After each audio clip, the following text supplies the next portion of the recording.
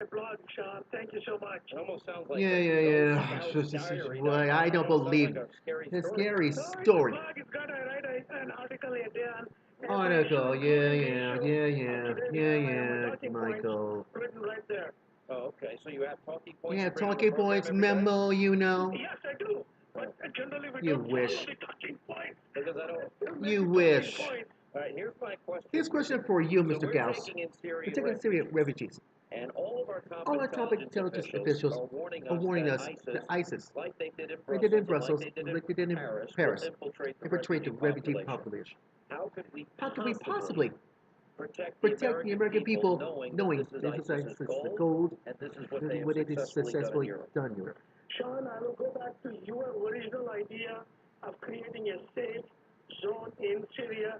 I think that is the best idea ever. I think The Charles best Krauthammer idea and I ever. believe someone else had also supported the same idea. I don't know why we can't think more about that idea.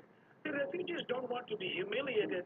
They want to live in their own land, and we need to provide them the safe zone. It Okay. is much economical, and it also keeps their dignity instead of begging to come over and live elsewhere. But now the second question you mentioned, how do we prevent? There is no guarantee, Sean. There is absolutely no guarantee that the terrorists will not infiltrate in it.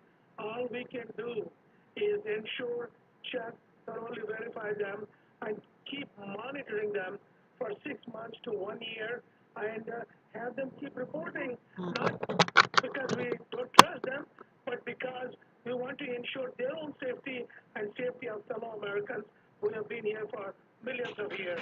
Do we have to? Here's my Do we, question. here's my question for you. Do we have to Do we have to consider, reconsider as a country, that if people the grow people up who, under under Sharia Sharia law, law, very the very oppressive views personal towards views towards women, women, very very radical radical views that are views, contrary contrary to our constitutional for values, constitutional values, do we need to do we need to rethink rethink whether or not whether or we can not we invite would such invite people such into people this into this country? country?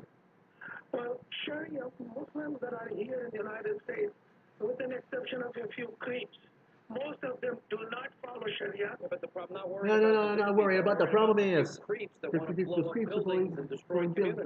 And we destroying got what? communities. Let me tell you why, Sean. Last year we had 355 mass murderers in America. Out of the 322 million American population, that equals to 1.1 mass murder for every million Americans. There are 3 million Muslims, and it should be 3 mass murders, but there was only one unfortunate situation in San Bernardino. The more we integrate, the more we become one, we rise and fall together. But the But the problem is, like in Brussels, like in and like Brussels, in like in France, France, we are gambling. we are If gambling. We don't know. We can't determine where where people's hearts and are. culturally they were raised Culturally, very we're raised differently very differently than we are. and that's just the That's just fact. a If you fact. grow up We under grew up under Sharia, Sharia law. how do you How do you possibly protect the American people, which would be our first priority? Well, right now in America, we have a lot of Muslim Americans. By the year 2040, under the estimates that they have, the average Muslim family is 7, 8 children. So by the 2040, the world is going to be possibly 50% Muslim. It's not a thing of fighting the Muslim. It's a thing of evolving. The Muslim religion came from the 7th century. Everyone's evolved. We had some tough Catholic religion back in the back with the Crusades, but everyone evolves. The most important thing that we have to evolve out of is the coexistence of whatever religion you believe. We have to accept the fact that we have to coexist together. Until that happens, until the radicalization that has infiltrated our society, and even in America here, Sean, we have to have good Muslim American families being able to communicate with the police, have police that speak Arabic, have undercover cops that are anti-crime, that they can go to the car and tell them things, have a good rapport back and forth, because it fell apart in Europe when you had certain 4 blocks around the Brussels area, and you had the same terrorists that blew up and killed all the people in Paris. All right, let me play something. Let me play something. Let me play some audio. Horowitz is a friend of the Horowitz, a friend of the program. and he went He out. went out. He actually interviewed some Muslims in America. and they They say on tape, right in this country, that they prefer Sharia law. You might say, You might say, oh, Hannity, that's far-fetched. Well, Most people don't know in Great Britain they have some 80 plus Sharia courts. that there has There has not been a civilization in in places like France. no-go zone, something we No-go talked at zones, length the about. Congo Lake about. And so if And so people if people come with a with a different culture, raised a different way, under radical Sharia, how do we know they how do we want know to they change? change? Some don't. Some Listen to don't. this Take a tape. look and It's listen. easy to be Muslim in America. Or is it hard? It's easy to live here. Nobody gives you problems. That's number one. And you can go to school here, obviously. Yeah. And the kids, are they good to you? Are they nice to you? Is it tough? Is it tough? Oh yeah, yeah. It's not tough. It's not tough at all. No. This is a free country. That's the beauty of it. So we love America. I mean, it's a great country. Freedom of speech, freedom of choice of your religion. Right.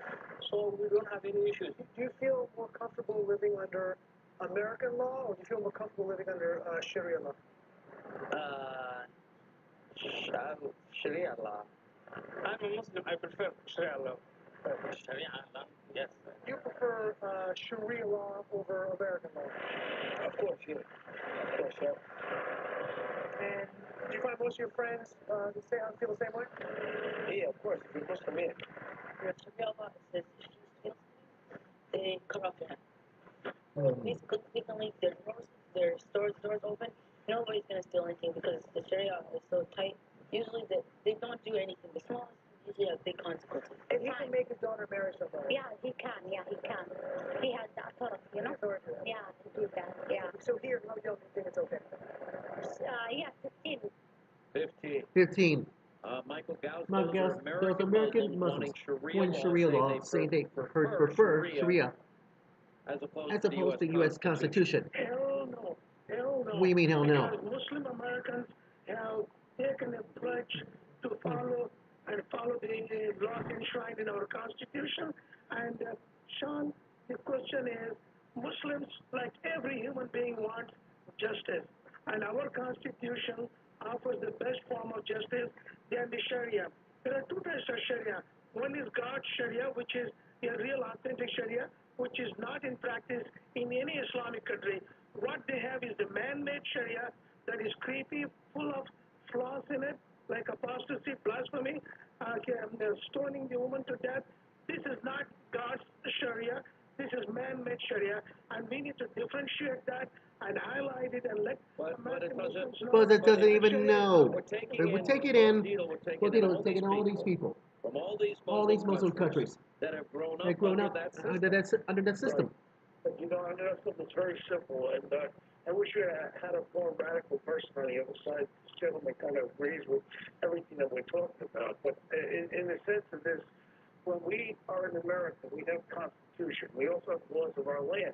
We have laws if you assault a woman, that's assault. You get locked up. Even under the Sharia law, the husbands are allowed to beat their wives for some reason. No.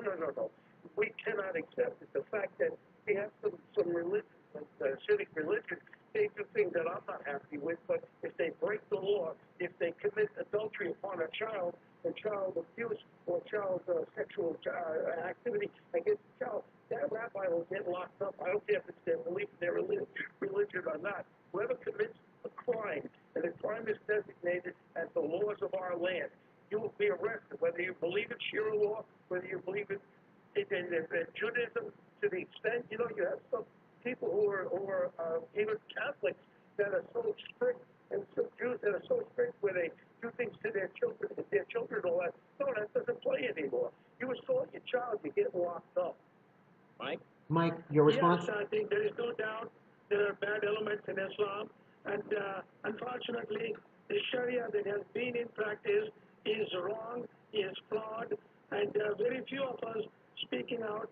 But Sean, in the last 10 years since I've been on your showing the 6 or 7 years, there is a dramatic change in Muslim acceptance that Sharia is man-made and it has flaws. This acceptance was not there 10 years ago.